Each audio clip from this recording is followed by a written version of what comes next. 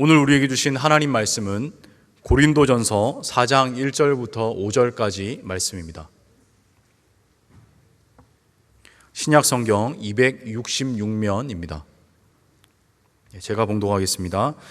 사람이 마땅히 우리를 그리스도의 일꾼이요 하나님의 비밀을 맡은 자로 여길지어다. 그리고 맡은 자들에게 구할 것은 충성이니라. 너희에게나 다른 사람에게나 판단받는 것이 내게는 매우 작은 일이라. 나도 나를 판단하지 아니하노니 내가 자책할 아무것도 깨닫지 못하나 이로 말미암아 의롭다함을 얻지 못하노라. 다만 나를 심판하실 이는 주시니라. 그러므로 때가 이르기 전 곧 주께서 오시기까지 아무것도 판단하지 말라. 그가 어둠에 감추인 것들을 드러내고 마음의 뜻을 나타내시리니 그때에 각 사람에게 하나님으로부터 칭찬이 있으리라. 아멘. 여러분들은 혹시 교회 봉사 또는 하나님의 일 어떤 사역이든지 하면서 시험에 들어본 적이 있습니까? 아마 대부분 봉사를 하시다가 한두 번 정도는 시험에 들지 않았을까 짐작을 해봅니다. 나는 순수한 마음으로 정말 하나님을 위해서 이게 일을 합니다. 선한 의도를 가지고. 그런데 어떤 오해를 사는 경우도 있고요. 또 내가 원치 않는데 내 이름이 구설수에 오르는 이런 경우도 있고, 또 참 비파, 또 심지어 나아가서 비난을 받는 이런 경우도 있을 수 있죠. 그러니까 나를 위해서 하는 일이 아니지 않습니까? 참 주님을 위해서, 교회를 위해서, 다른 사람들을 위해서 나는 이 일을 해요. 그런데 엉뚱한 소문이 나고 거기에 이제 내가 휩쓸리게 되면 참 억울하지요. 한편으로는. 그리고 화가 또 나기도 합니다. 아마 이 안에 이제 교회 일이나 교회 봉사를 좀 해보신 분들은 대부분 이런 경험들이 있지 않을까. 참 이런 경험을 내가 당하면 어떻습니까? 우선 마음이 아프지요. 마음이 아프고 또 마음이 이렇게 눌리고 갈등이 생기고 그렇습니다. 이게 무슨 세상 일도 아니기 때문에 일일이 찾아다니면서 다 설명을 하기도 어려워요. 또 어떤 경우에는 꼼짝없이 그야말로 당하고 있어야만 되는 이런 경우도 없잖아 있어요. 자, 이런 경험이 계속이 되면 마음에 이제 상처가 되지 않겠어요? 깊은 상처를 또 받기도 합니다. 그러면 결론이 어떻게 됩니까? 교회도 싫어지고 사람들도 싫어지고 다 이게 이제 내키지를 않는 거예요. 이제 자칫 잘못하면 하고 있던 봉사도 다 그 자리에서 그냥 다 내려놔 버리고 중지해 버리고, 심하면 교회 출석도 어려워질 수가 있어요. 왜냐하면 교회에 오면 나를 비난하고 나를 구설수에 올리게 만들었던 그 사람 얼굴을 봐야 되는데 그 사람 얼굴을 어떻게 볼까 너무 부담스럽고 너무 그게 부담이 되고 은혜가 안 되고, 그래서 출석도 어려운 경우도 있지요. 여러분, 이 교회 안에 이런 갈등들 없으면 좋지요. 근데 완벽한 교회가 어디 있겠습니까? 어느 교회를 가든지 간에 이런 모종의 갈등들이 또 있을 수밖에 없죠. 이게 또 우리 교회의 현실인 것 같아요. 거룩한 공동체이고 주님을 중심으로 해서 한 마음으로 딱 뭉쳐야 되는데, 이게 또 원치 않게 이 교회가 이렇게 분열이 되는 이런 경우들도 여기저기 우리가 볼 수가 있습니다. 자, 그런데 이런 모든 갈등, 또 어떤 마음에 나뉘어지는 것, 분열, 이런 것들의 배후에 항상 존재하는 게 있어요. 반드시 존재합니다. 이게 있어야 갈등도 생기고, 이게 있기 때문에 사실은 분열도 생기고 균열도 생기고 이런 거거든요. 그게 뭔가 하면 사람에 대한 판단입니다. 판단. 그러니까 어떤 사람을 보면서 저 사람은 틀렸어, 저 생각은 틀렸어, 이건 이렇게 하되 내가 맞아, 이게 다 판단이거든요. 이 판단, 자, 있을 수밖에 없어요. 사람이 살아가면서 또 판단이라는 게 뭐 없을 수가 없잖아요. 그런데 이제 문제는 뭔가 하면 바로 이 판단이 종종 그 사람 개인의 선입견 또는 그 사람 어떤 개인적인 편견에 불과하다는 사실이에요. 이게 선입견인 줄 알고 편견인 줄 알면 그런 이야기를 못하겠죠. 그런 표현을 못하겠죠. 그렇게 함부로 단정을 하지는 못할 겁니다. 본인은 몰라요. 그러면서 이제 여기 어찌 보면 이제 사로잡혀 버리는 거죠. 본인의 편견과 선입견에 판단이 들어가 있는 겁니다. 여러분, 꼭 부족한 사람, 그 사람만 판단을 받는 것은 아니에요. 이게 객관적으로 보면 정말 좀 모자라다. 저 사람은 좀 이게 판단 받을 만하다. 비판 받을 만하다. 그런 사람들만 꼭 판단, 비판을 받는 것도 아니에요. 여러분, 그 사도 바울을 보면 대표적으로 참 주님을 위해서 목숨을 내놓고 끝없이 주의 일을 하는 사람 아닙니까? 그럼에도 불구하고 바울이 끊임없이 사람들로부터 판단을 받습니다. 비판을 받아요. 비난을 받아요. 이 사람은 누굽니까? 그 위대한 하나님의 사도 아닙니까? 충성된 하나님 나라의 일꾼 아니겠습니까? 그럼에도 불구하고 보면 모두가 다 이런 사람을 환영하는 것은 아니에요. 인정해 주는 것도 아니에요. 그래서 이 바울 주변에서는 바울을 향한 이 비판의 목소리, 비난의 목소리가 끊어지지를 않았어요. 만일에 바울이 오늘 바로 이 자리에 우리 앞에 나타난다면 우리는 그야말로 하나님 옆자리에 앉아 있는 것처럼 쌍수를 들어서 그야말로 환호를 하면서 바울을 맞아들이지 않겠습니까? 근데 당시 상황은 이거하고 달랐다 이 말이죠. 특별히 고린도 교회 안에 바울에 관한 잡음 이런저런 소문들이 끊어지지를 않았어요. 그걸 염두에 두면서 지금 고린도전서를 기록하고 있습니다. 이 앞에도 이제 이런 이야기가 나와 있습니다만 사람들끼리 교회 안에서 편이 갈라져 있대요. 참 있어서는 안 될 일인데 이 편 저 편으로 갈라져 있어요. 그래서 이런 식으로 말을 하는 겁니다. 나는 베드로 선생님 편이야. 바울 저 사람은 근거를 알 수가 없잖아. 지금은 사도라고 자칭하고 있지만은 원래는 저 예수 핍박군, 교회 핍박군 아니었던가? 그런 사람들이 사도라고 하고 있으니 어떻게 그걸 믿고 받아들일 수 있겠는가? 이런 사람도 있고 또 일부 사람들은 나는 아볼로 편이야. 아볼로는 아주 뛰어난 설교가이고 웅변가였는데 바울은 글을 보면 좀 뭔가 있는 것 같은데 직접 만나서 말을 들어보면 말은 정말 시원치가 않아. 이렇게 비판하는 사람도 있고요. 또 어떤 사람들은 바울이 주장하는 교리는 너무 경직되어 있는 것 같아. 오직 예수, 그건 맞는 말이지만 우리가 오랫동안 하나님의 말씀으로 알고 받아들였던 전통적인 이 할례 정도는 그래도 용납을 하고 허락을 해주는 게 맞지 않는가? 이런 말을 하는 사람도 있고 바울 저 사람은 너무 사람이 치밀해, 너무 날카로운 것 같아. 그래서 인간미가 없어. 또 어떤 사람은 나는 왠지 모르게 바울하고 뭔가 코드가 안 맞아. 무조건 바울이 난 별로 마음에 안 들어. 이런 사람도 있고 또 당시에 함께 사역을 했던 지도자들 중에는 바울을 시기하고 질투하는 사람들도 있었다 이 말이죠. 여러분, 이 하나님의 일, 교회 일 다 거룩한 일이잖아요. 선한 일이지 않습니까? 다 좋은 일이에요. 그럼에도 불구하고 그렇다고 해서 다 칭찬을 받는 것은 아니고 다 사람들의 인정과 박수갈채를 늘 받는 것도 아니에요. 여러분, 우리 교회가 그래도 열심히 구제하고 봉사하고 선한 일을 하려고 노력을 하고 있지 않습니까? 이제 여러분들과 함께 이 일을 교회적으로 계속 하면서 제가 하나 이제 깨달은 게 있습니다. 그게 뭔가 하면 참 선한 일이고 좋은 일이에요. 그럼에도 불구하고 그러기 때문에 어떤 점에서는 더욱더 조심해야 되겠구나.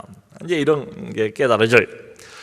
여러분, 코로나가 터지고 난 뒤로 우리 사회가 다 어렵지 않았습니까? 그래서 지역사회를 계속 저희가 돕기도 하고 또 미자립 교회들을 참 여러 번 이렇게 많이 이렇게 도왔어요. 또 올해도 마음들을 모아주셔가지고 산불 피해 난 지역도 돕고 우크라이나 그 전쟁에 어려운 사람들도 돕고 난민들도 돕고 그렇게 하고 있습니다. 자, 그런데 어떤 생각이 드는가 하면 이 모두 도움을 받는 사람들의 처지는 어떻습니까? 그야말로 열악한 처지죠. 도움을 받을 수밖에 없는 연약한 처지 아니겠습니까? 그러니까 이제 이런 생각이 이제 더 드는 거예요.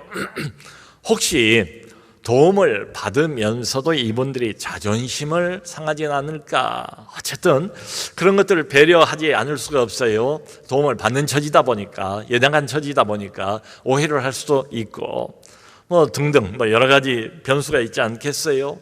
이걸 받으면서도 받기는 받지만 시험에 들지 않을까? 또 주면서도 이거 자칫 잘못하면 시험에 들지 않을까? 참 이런저런 생각이 들어요. 그러니까 기도가 뭐 안 될 수가 없지요.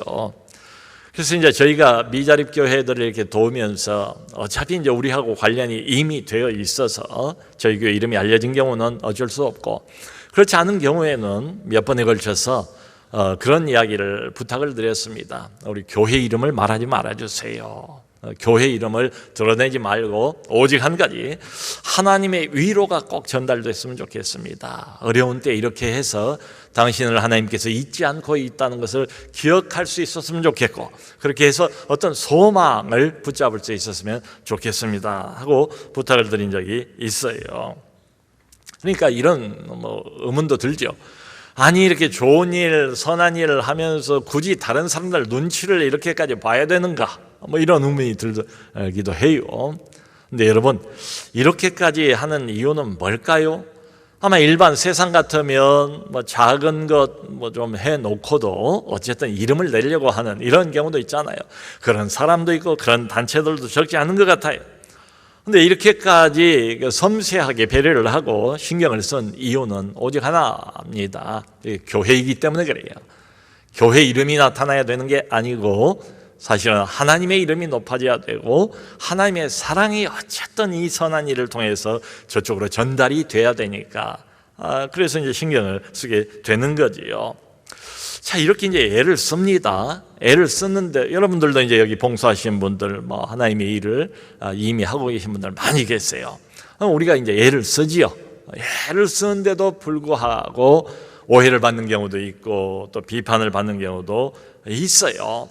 마치 어떤 경우에는 보면 뭐랄까요, 미운 털이 박혔다고 그럴까요? 미운 털이 딱 박히면 무슨 짓을 해도 다 밉게 보이지 않습니까? 그런 것처럼 내가 참 선한 의도를 가지고 선한 일을 하고 있는데도 이런 판단을 받는다. 참 부당하게 내가 취급이 된다, 판단을 받는다, 이런 생각이 드는 경우가 있어요.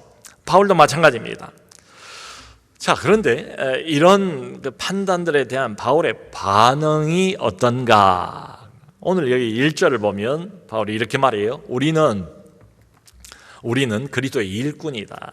그리스도의 일꾼, 그리고 하나님의 비밀을 맡은 자들이다. 우리는 하나님의 사역자들, 하나님의 일을 하는 사람들, 그리스도의 일꾼이고 하나님의 비밀, 복음의 비밀을 맡은 자들이다. 그리고 2절에서는 맡은 자들에게 구할 것은 충성이니라 했어요. 맡은 자들에게 요구되는 것, 필요한 게 있다면 이건 충성이다. 이 충성이란 말은 내 모든 것을 다 바쳐서 맡기는 일에 전심전력 하는 거라는 거지요. 여러분이 1절과 2절은 오늘날도 하나님의 일을 하고 또 사역을 하는 모든 사람들에게 그대로 해당되는 말 아니겠습니까? 그러니까 중요한 것은 이제 정체성이에요. 내가 누구냐? 그리스도의 일꾼이래요. 우리는 1차적으로 사람의 일꾼이 아니고 그리고 또 교회의 일꾼도 아니에요. 1차적으로 바울이 말하는 것은 정체성이 뭐냐? 모든 하나님의 일을 하는 사람들은 그리스도의 일꾼이다. 그 사람들에게 필요한 것은 무슨 은사나 열심이 아니고 그야말로 충성이래요. 할 수 있는 모든 것을 다 바쳐서 전심전력하는 이 자세가 필요하대요. 자, 근데 문제는 바로 이어서 이제 3절에 바울이 이렇게 말합니다. 뭐라고 말하는가 하면 너희에게나 다른 사람에게나 판단받는 것이 내게는 매우 작은 일이다. 그러니까 너희에게나 다른 사람에게나 판단을 받는다는 말을 해요. 근데 여기 다른 사람은 이게 세상 사람들을 말합니다. 교회 바깥에 있는 사람들을 말해요. 이게 교회 안에 있는 사람들은 너희예요. 지금 여기서는 이제 고린도 교인들이지요. 너희에게나 이 교인들에게나 아니면 교회 바깥에 있는 하나님 모르는 불신자들에게나 판단을 받게 된대요. 자, 여러분, 맨 먼저 우리가 그리스도의 일꾼이다, 그리스도로부터 부름을 받았다, 일꾼이다, 그리고 맡은 자들에게 구할 것은 충성이다, 이렇게 이야기를 했어요. 이 바울의 원리를 우리도 그대로 모든 사역자들, 오늘 그리스도의 일꾼된 사람들, 교회에서 이런저런 다양한 봉사들이 있지 않습니까? 그대로 다 적용을 해볼 수가 있지요. 자, 그런데 바울이 바로 이어서 그리스도의 일을 이야기하고 일꾼이라고 말하고 그리고는 충성을 요구를 하면서 바로 이어서 너희에게나 다른 사람들에게나 판단받는 일을 가장 먼저 꺼내고 있어요. 여러분, 이게 의미하는 건 뭐겠습니까? 다른 거 아니죠. 바로 이 말씀이죠. 우리가 은혜를 받습니다. 그리고 신앙이 깊어집니다. 그러면 우리가 세움을 받지 않습니까? 어떤 직분, 어떤 직책, 어떤 일이 맡겨지게 돼요. 그래서 그리스도를 위해서 참 분연히 일어나서 충성을 하고자 할 때 맨 먼저 부딪히는 게 뭔가 하면 바로 다른 사람들의 판단, 너희의 판단, 교회 안에서의 사람들의 판단이래요. 여러분, 우리가 하나님의 일을 하면서 보람이 있지 않습니까? 몸은 좀 이렇게 고되다 할지라도 주일을 참 우리가 이렇게 봉사하면서 보내면 기쁨이 있잖아요. 하나님이 은밀하게 부어주시는 하늘로부터 오는 기쁨이 있지 않습니까? 그러니까 이 하나님의 일, 거룩한 일, 선한 일, 보람도 있고 의미도 있어요. 근데 그것만 있는 것은 아니다, 이 말이죠. 여러분, 바울 같은 사람도 그리스도의 일꾼이다, 나는, 그리고 맡은 자들에게 구할 것은 충성이다, 그리고 맨 먼저 부딪히는 게 뭔가, 충성 안 하고자 하면 상관없어요. 봉사 안 하고 하나님의 일 안 하고 나는 10년이 지나도 20년이 지나도 나 홀로 신앙생활 할 거야, 나는 그저 교회만 왔다 갔다 할 거야, 편하게 신앙생활 하기로 작정한 사람들은 이런 갈등 가질 필요가 전혀 없어요. 그런데 충성하기로 하고 하나님의 일, 기꺼이 이걸 받아들여서 그 일을 하기 시작하면 맨 먼저 부딪힐 수 있는 게 뭐냐, 우리를 시험에 들게 하는 것은 바로 사람들의 판단이다, 이 말이죠. 그러니까 이게 전혀 이상한 게 아니라는 말도 돼요.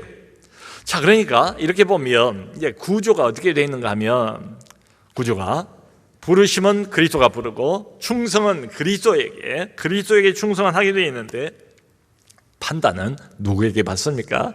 판단은 사람들에게 받는 이런 구조로 되어 있어요.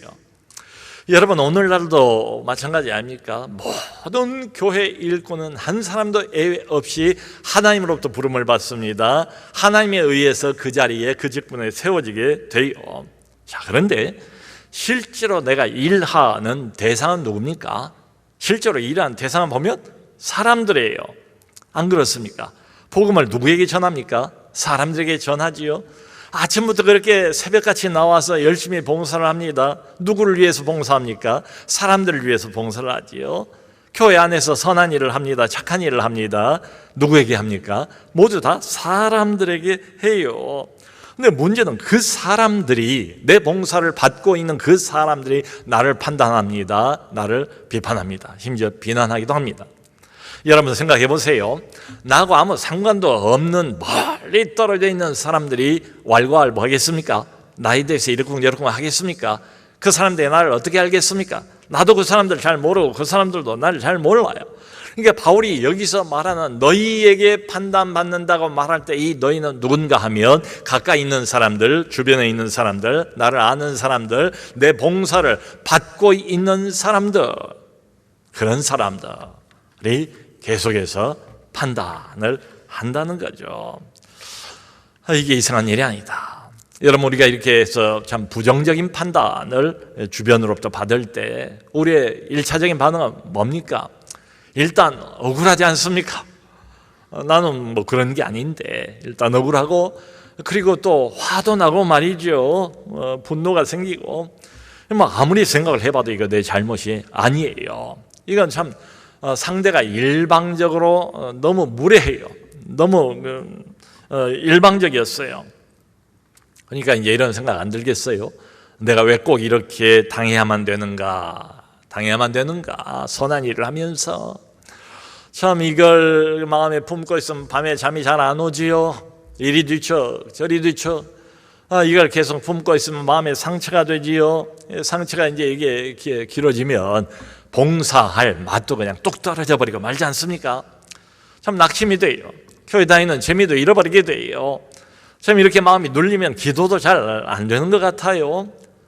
참 자꾸 이런 생각만 들죠. 내가 하나님을 위해서 선한 일을 하려고 이렇게 나섰다가 이게 도대체 무슨 꼴이란 말인가? 무슨 꼴인가? 그러면서 그냥 모든 것을 여기서 그냥 한꺼번에 다 끝내버리고 싶은 이런 마음도 들지요. 아니면 그 사람에게 쫓아가서 그냥 가서 1대1로 그냥 따져보고 싶은 이런 생각도 들지 않겠어요? 아니 누구 뭐 별도 없는 줄로 아나 뭐 이런 의문도 들고 내가 어떤 사람인가를 한번 보여줘 뭐 이런 좀 생각도 들기도 하고 여러분 이런 것들이 다 우리가 맞닥뜨리고 있는 우리 교회 안의 현실들입니다. 다 이게 우리들의 이야기예요. 자, 그런데 이럴 때에 바울의 태도는 뭔가 하면 아까 그 3절에 바울이 이렇게 말하지 않았습니까? 다른 사람들의 비판이나 판단이 내게는 나 바울에게는 매우 작은 일이다. 매우 작은 일이다. 그러니까 누가 나를 판단해요. 바울을 이러쿵저러쿵 구설수에 올려요. 그리고 심지어는 손가락질을 합니다. 비난을 합니다.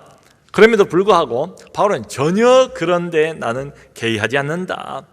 누가 나를 비난하고 나를 판단한다고 해서 내가 하고 있던 일을 못하지 않는다. 그 일을 중단하지 않는다. 그 사람들 눈치를 보지 않는다. 누가 나를 어떤 식으로 폄하한다 할지라도 그게 아무 문제가 되지 않는다. 그걸 나는 대수롭지 않게 생각을 한다. 이런 말이에요.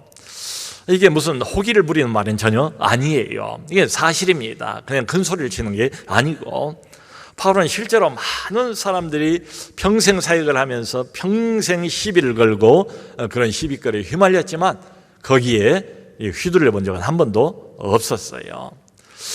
왜 다른 사람들의 판단, 뭐 가까이 있는 사람들, 나를 아는 사람들의 나를 향한 비난, 손가락질 이런 것들에 이렇게 의연할 수 있었는가? 나는 전혀 그런 거 개의하지 않는다라고 말할 수 있었는가 말이죠.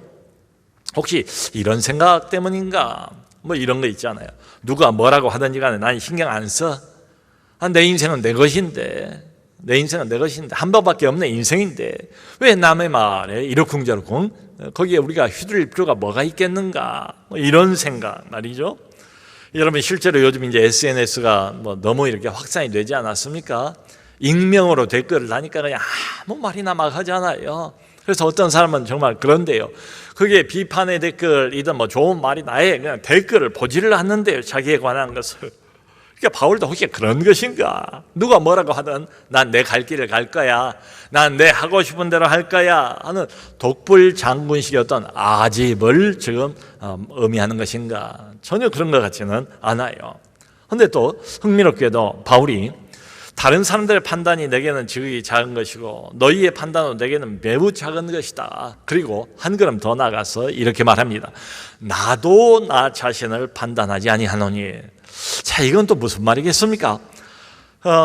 너희의 판단, 다른 사람들의 판단 그건 개의하지 않는데요. 그리고 한 걸음 더 나갑니다. 나도 나 스스로를 함부로 판단하지 않는다라고 이야기를 해요. 여러분, 나도 나를 판단하지 않는다고 할 때 이게 무슨 말이겠습니까? 내가 나를 어떤 식으로 어떻게 판단을 합니까? 크게 보면 두 가지로 판단하지 않겠어요? 참 내가 얼마나 대단한 사람인가, 얼마나 괜찮은 사람인가, 얼마나 탁월한 종인가 이렇게 판단을 하든지 아니면 완전히 반대로 내가 얼마나 못난 사람인가, 내가 얼마나 무엇도 이것도 저것도 못한 사람인가. 어떤 사람들은 보면 자기 애가 너무 지나쳐요. 자기애가 너무 지나쳐서 객관적으로 잘못했는데도 불구하고 항상 자기는 괜찮은 사람으로 자신을 좋게 판단하는 이런 사람들도 없잖아, 있어요. 또 반대로 그 사람이 잘하고 있어요. 그 정도 하면 칭찬을 받을 만해요. 그런데 열등감이 너무 강해요. 심해요. 그래서 늘 자기를 향해서 나는 왜 이 모양인가, 늘 이렇게 해서 자기를 폄하하는 이런 판단도 자신에 대해서 내린 사람들이 있지요. 자, 근데 바울이 지금 말하고 있는 것은 이렇게 쭉 보면 지금 이런 것들, 너무 심한 자기애 아니면 열등감, 어떤 심리적인 이유들에 관해서 지금 말하고 있는 것처럼 보이지가 않아요.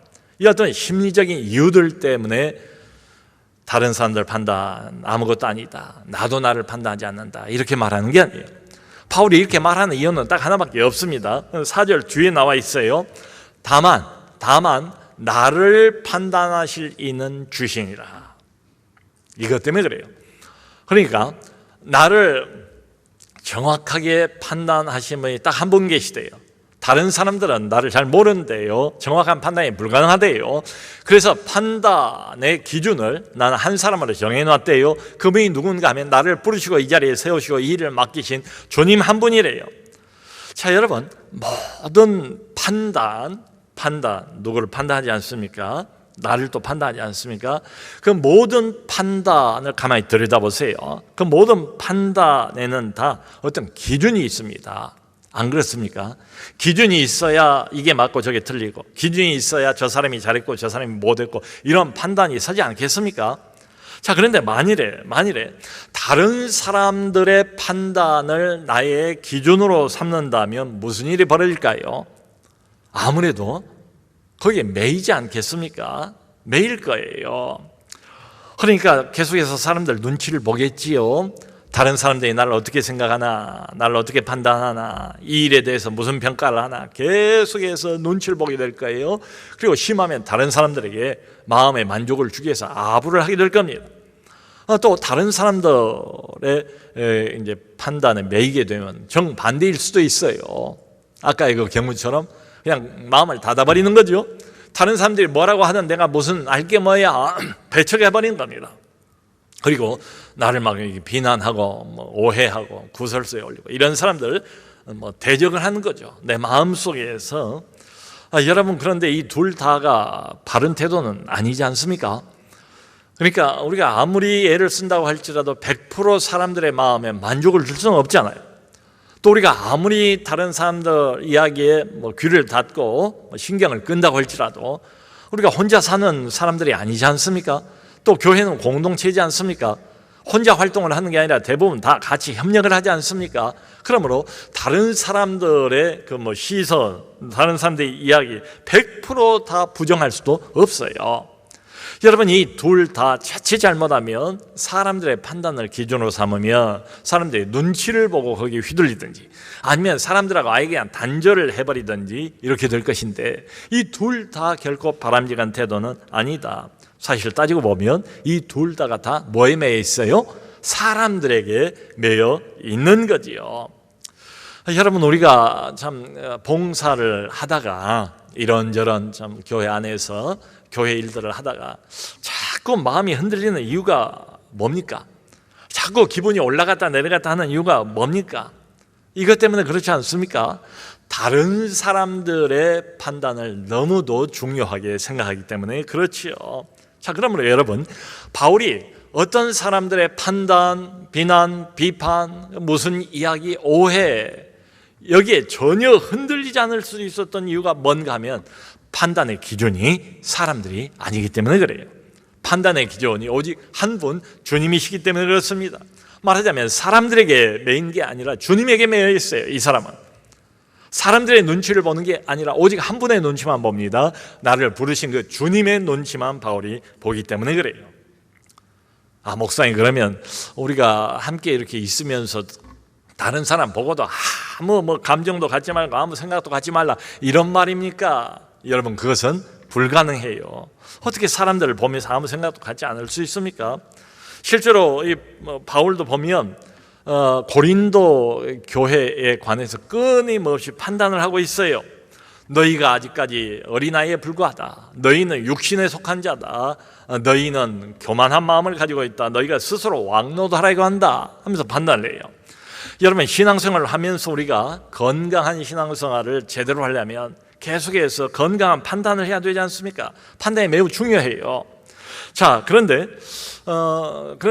여기서 이제 지금 바울이 말하는 이 판단하고 지금 제가 말씀드리는 이런 건강한 판단 좀 달라요.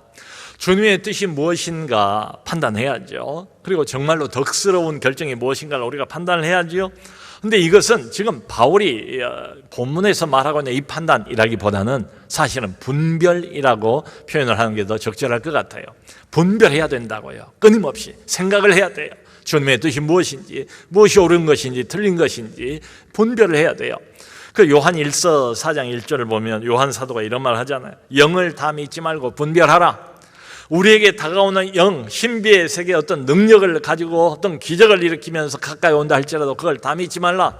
선한 영도 있지만 악한 영도 있으니까 영을 분별하라. 그런 것처럼 우리도 건강한 신앙생활을 위해서 끊임없이 분별할 필요가 있어요. 근데 조심해야 될 게 있단 말이죠. 바울이 여기서 말하는 이 판단은 뭔가 하면 우리가 조심해야 될 바로 그 판단인데, 이게 뭐냐면 하나님 자리에 앉아서 최종적인 판단을 하지 말라, 이런 뜻이에요. 사실 이럴 때 판단은 판단이 아니고 분별이 아니에요. 이건 심판이죠. 그러니까 마치 내가 하나님이나 된 것처럼 내가 하나님의 자리에 앉는 거예요, 스스로. 그래서 넌 이게 틀렸어 하고 단정을 해버리는 거예요. 더 볼 것도 없어요. 끝이에요. 그건 잘못이야. 왜 그 모양이야 저 사람은? 라고 단정을 해버린 겁니다.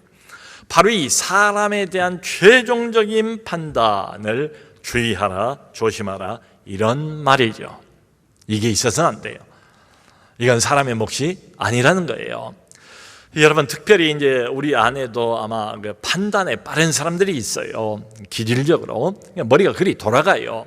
그렇게 이제 이게 습관이 되어 있으면 어떤 걸 보거나 어떤 말을 듣거나 어떤 사람을 만나거나 하면 이내 금방 판단이 이렇게 돼요. 그걸 조심할 필요가 있대요. 자, 이유가 있습니다. 왜 그런가 하면 우리는 어떤 사람의 겉모습을 봐요. 그 사람의 중심을 보지를 못해요. 그 사람이 무슨 동기, 무슨 의도로 저런 말을 하는지, 저런 행동을 하는지 그걸 다 몰라요. 사람의 마음을 정확하게 꿰뚫어 볼지 몰라요. 그러니까 우리가 어떤 사람을 볼 때에 우리는 그 사람의 겉모습만 볼 뿐이에요. 그 사람을 보긴 봅니다. 알긴 압니다. 그런데 다 알지는 못해요. 주님처럼 알지는 못해요. 우리는 그 사람의 일부만을 지금 알고 있을 뿐이에요. 예를 들어서 여러분, 첫인상이 얼마나 중요합니까? 첫인상이 그 사람에 대한 우리의 마음을 많이 좌우를 하잖아요. 대단히 중요해요. 그런데 여러분 생각해 보세요. 첫인상이 원래 그 사람의 그 모습일 수도 있지만 또 많은 경우에는 원래 그 사람이 갖고 있는 진면목과 첫인상은 다를 수도 있잖아요. 그런데 내가 어떤 사람을 만났어요. 내 인상이 별로였어요. 인상이 별로여서 늘 그 사람 보면 첫인상 때문에 거리감을 가졌어요. 그 사람은 가까이 가려면 뭔가 부담감을 가졌어요. 그런데 어느 날 우연한 기회에 그 사람과 교제하게 됐습니다. 좀 깊이 있게 식사를 같이 하면서 참 이런저런 이야기를 나누었습니다. 알고 보니까 너무도 훌륭한 신앙인이에요. 아주 본받을 만한 이런 분이에요. 그래서 처음 그렇게 깊은 교제 뒤에 마음이 완전히 바뀌었어요. 더 가까이 하고 싶어졌어요. 이분과 계속 교제해야 되겠다라는 마음에 결심이 섰어요. 여러분, 이런 경우가 있잖아요. 이게 주는 교훈은 뭡니까? 아, 그렇구나. 내 눈에 보이는 게 전부가 아니로구나. 전부가 아니라고요. 이게 열 길 물속은 알아도 한 길 사람 속은 모른다. 이런 말이 있지 않습니까? 자, 그러므로 바울이 여기 5절 뒤에서 뭐라고 말하는가 하면 판단, 이 최종적인 판단, 하나님처럼 그 사람에 대해서 완전히 단정을 해보고 끝을 내버리는 이 판단을 유보를 하래요. 그리고는 이런 말을 해요. 주께서 오시면, 장차 주께서 오시면 어둠 속에 감추어 있던 모든 것을 밝히 나타내실 것이고 그 각 사람의 마음 속에 있는 생각까지를 드러내실 것이다. 이 말이 의미하는 건 뭔가 하면 많은 것들이 우리가 알지 못하는 어둠 속에 아직 잠겨 있다는 거예요. 그리고 우리가 그 사람의 겉껍데기 말은 듣고 그 사람의 겉껍데기 행동은 보지만 정말로 그 사람이 무슨 의도로 무슨 동기를 가지고 이런 말을 하는지 이런 일을 벌이는지 그 동기까지 그 내면의 밑바닥까지 그 영혼의 가장 깊은 심중까지 다 꿰뚫어 볼 수는 없다는 거예요. 그건 우리의 영역이 아니라는 거예요. 그건 주님의 소관이래요. 그 주님께서 마지막 날 이 모든 걸 다 나타내실 것이다. 그러므로 그때까지는 최종 판단을 유보하라, 이런 뜻이에요. 여러분, 주님은 사람의 외모를 보는 게 아니라 중심을 보시지 않습니까? 그분은 그 사람의 동기까지를 보세요. 그러므로 정확히 판별을 하세요.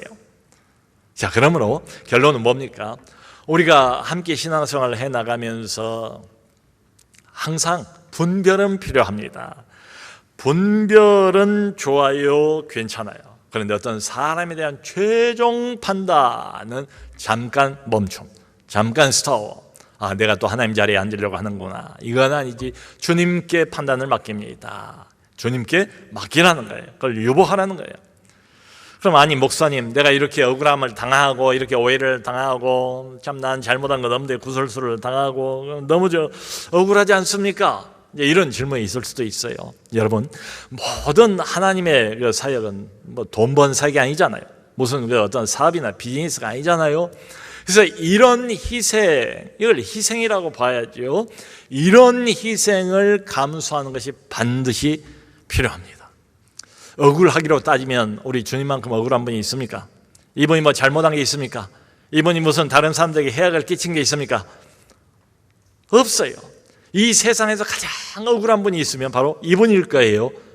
그런데 그분이 나를 향해서 내가 이미 모범을 보였으므로 너희도 자기 십자가를 지고 나를 따라오너라, 이렇게 말씀하셨잖아요. 자, 그러므로 우리에게 맡겨진 이 귀한 일, 그리스도의 일꾼입니다. 하나님이 세우셨습니다. 이 자리를, 또 이 일을 내게 부탁하셨습니다. 맡겨진 일에 필요한 것은 뭐예요? 충성이래요. 충성. 그런데 한 가지, 충성하려고 마음먹으면 반드시 사람들의 판단이 따라온다. 이게 이상한 일이 아니다. 그런데 사람들의 판단과 사람들의 인정, 이것을 결코 기준으로 삼으면 안 된다. 처음부터 끝까지 이 특별한 일에 관해서는 누가 기준입니까? 나를 부르시고 나를 이 자리에 세우시고 이 직분을 맡긴 바로 그분, 주님만이 우리의 유일한 기준이 되셔야 됩니다. 그러면 여러분, 하나님의 일을 하면서 모든 초점을 항상 주님께 맞추시고 주님 한 분을 기쁘시게 하기 위하여 애쓰는 우리 모두가 되기를 주님의 이름으로 축원합니다.